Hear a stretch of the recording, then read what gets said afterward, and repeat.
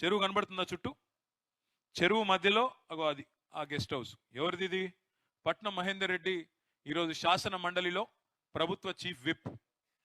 ఆయనకు మాత్రం ఆయన ఆయన ఆయన గెస్ట్ హౌస్ దగ్గర పోయే ధైర్యం ఉందా హైడ్రాకి?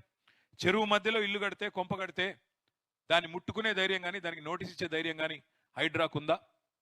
ఇది అడిగితే వాళ్ళు తట్టుకోలేకపోతున్నారు. నెక్స్ట్, ఈయన పేరు గుత్తా సుఖేందర్ రెడ్డి, శాసన మండలి చైర్మన్. ఇక్కడ పక్కన చెరువు కనబడుతుంది, ఆ పక్కనే ఆయన ఇల్లు కనబడుతుంది చూడండి.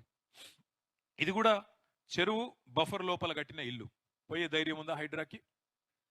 చెరువులో కట్టిన ఇల్లు శాసన మండలిలో చీఫ్ విప్ కట్టినా, శాసన మండలి చైర్మన్ కట్టినా అక్కడ పోయే ధైర్యం హైడ్రాకు ఉందా? పేదవాళ్ళు పెద్దవాళ్ళు ఏమీ లేదు అని మాట్లాడే బిల్డప్ ఇచ్చే అధికారులు కనీసం వాళ్ళ దగ్గరికి పోయి వాళ్ళని కనీసం మాట్లాడే పరిస్థితి ఉందా?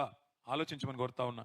ఇవాళ రాజప్రసాదాలు మీరు కట్టుకోలేదు, మీరేం ప్యాలెస్లు కట్టుకోలేదు, చిన్న చిన్న ఇల్లు రెక్కలు ముక్కలు చేసుకుని కట్టుకున్న ఇల్లు, వాటినేమో నేలమట్టం చేసినారు, వాటినేమో కూలగొట్టినారు. కానీ ఇంత పెద్ద పెద్ద ఫామ్ హౌజులు, గెస్ట్ హౌజులు చెరువుల్లో కట్టినా, పొంగులేటి శ్రీనివాసరెడ్డి గారు రాజప్రసాదాన్ని కట్టినా దానికి మాత్రం అడిగేవాడు లేడు. అట్లాగే మీరు చూస్తే ఇంత చూడండి, మీరు ఒకసారి భవనం కూడా చూడండి, అది ఎఫ్టీఎల్ లోపల ఎఫ్టీఎల్ మార్కింగ్ అయ్యి హద్దురాయి పక్కనే ఉంది. అయినా దాన్ని ముట్టే ధైర్యం కానీ, దాన్ని పట్టుకునే ఇది కానీ పరిస్థితి కానీ లేదు. ఇంకా నెక్స్ట్, ఇది ఇంకా అరాచకం. ఈయన మా పార్టీలో గెలిచిన ఎమ్మెల్యే శేర్లింగంపల్లి, ఈయన పేరు ఆరికపూడి గాంధీ, బీఆర్ఎస్లో గెలిచాడు. ఈయనకు ఒక జాగా, ఇది ఎక్కడ? గాజుల రామారం.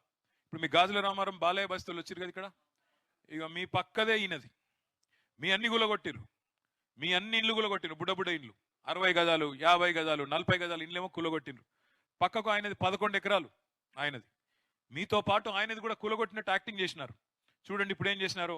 మళ్ళీ అదే అధికారులు, ఇదే హైడ్రా వాళ్ళు దగ్గరుండి, బ్లూ షీట్స్ కనబడుతున్నాయా?